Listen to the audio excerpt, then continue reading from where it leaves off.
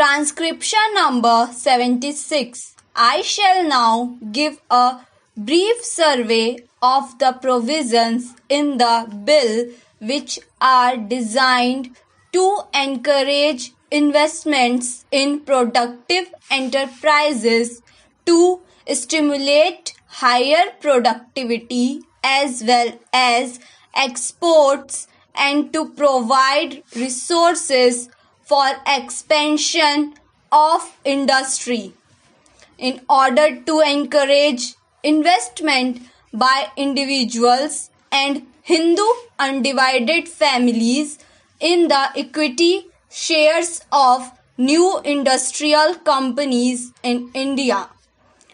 provision has been made for the grant of tax-free tax credit certificates to them with reference to their subscriptions to eligible issues of capital by such companies for a period of 4 financial years,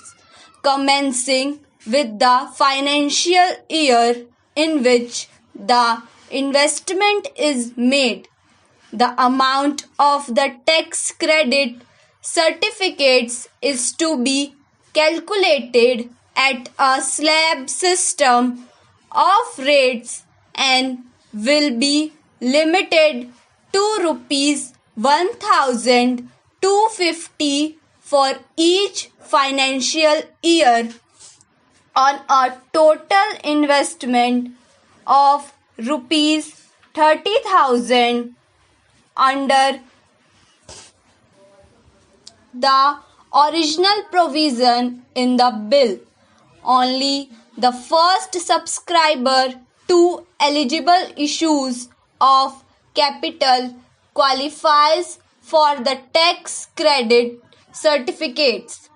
considering the fact that a substantial part of the capital issues made in recent months has had to be taken up and is still held by financial institutions which underwrote those issues. The eligibility for tax credit certificates has been extended to individuals and Hindu undivided families who purchase shares forming part of an eligible issue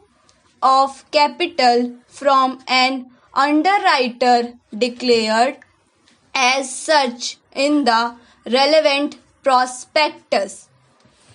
Incentives for increased industrial production as well as for the more efficient use of the capital already invested are provided in the form of tax credit certificates calculated with reference to the central excise duty payable on increased production in the relevant year over that of the base year, and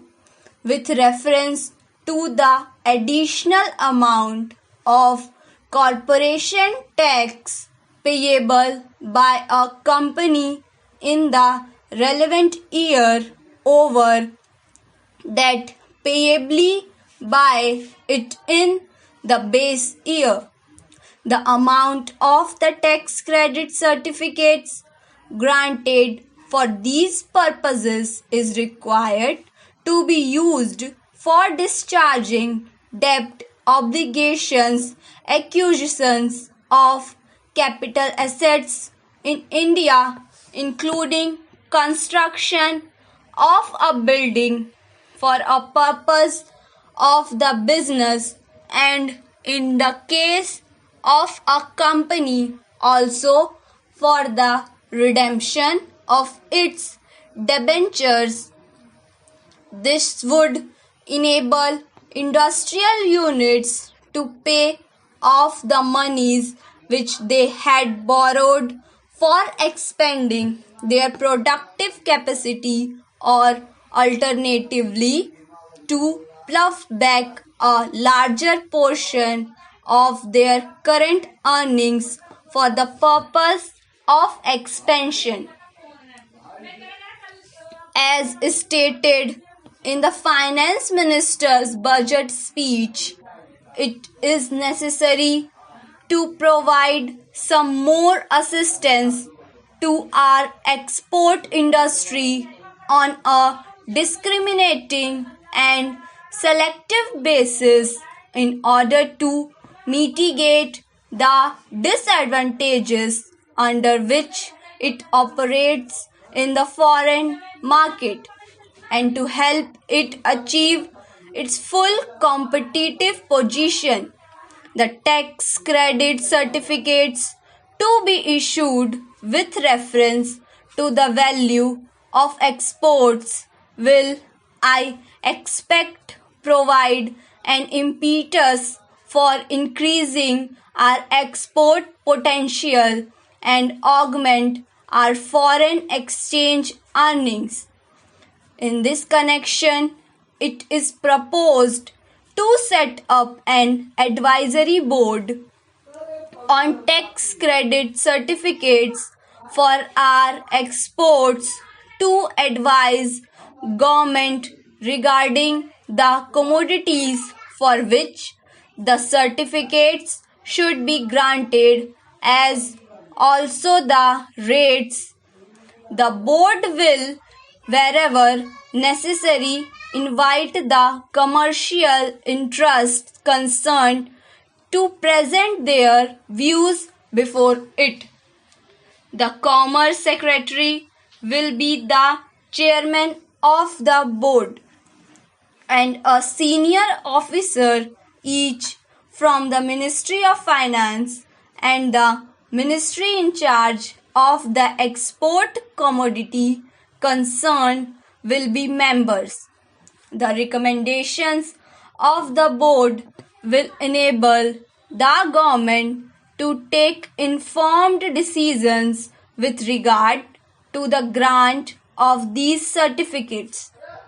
The measures for encouraging investment of surplus funds in production channels include a provision for revival in a modified form of the exemption from wealth tax of individuals and Hindu undivided families on the value of their investments in equity shares of industrial companies. This exemption will be available to individuals and Hindu undivided families on the value of any equity shares held by them in an industrial company where such shares, apart from the initial issue of equity share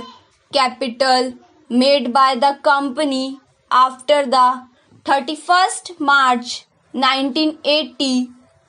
and will extend over a period of 5 successive assessment years commencing with the assessment year next following the date on which the company commences the operations for which it has been established. Madam, the bill contains a scheme for voluntary disclosure of unaccounted income during a period of 3 months from 1st March to 31st May 1985. Tax is payable on the amount declared at the ADHOC rate of 60% with a rebate of 5% of the tax where the declaration has been made, and the tax has also been paid not later than the 31st March 1985, where the declarant is unable to pay the tax on the amount declared immediately, he has the option to pay it within a period of 6 months from the date of declaration, provided he furnishes adequate security in the form of a guarantee from a scheduled bank. Thank you.